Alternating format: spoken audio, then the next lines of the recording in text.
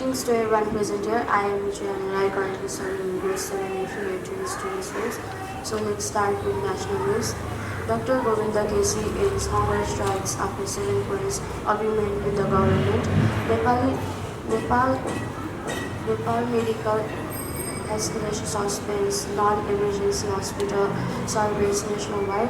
Saudi Arabia grants royal pardons to 33 Nepali prisoners. Nagdunga Sisal-Khola tunnels officially opens to traffic. Now international news. Israel-US holds talks on Iran's and regional securities. ICC begins search for new chief.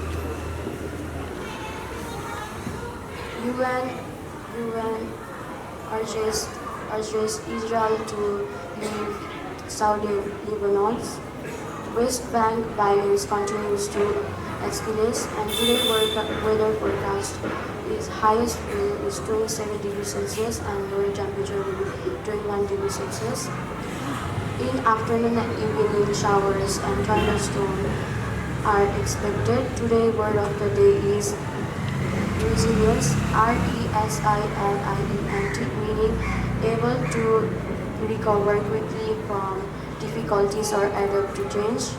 And third of the day is always is impossible until it's done, said by Nelson.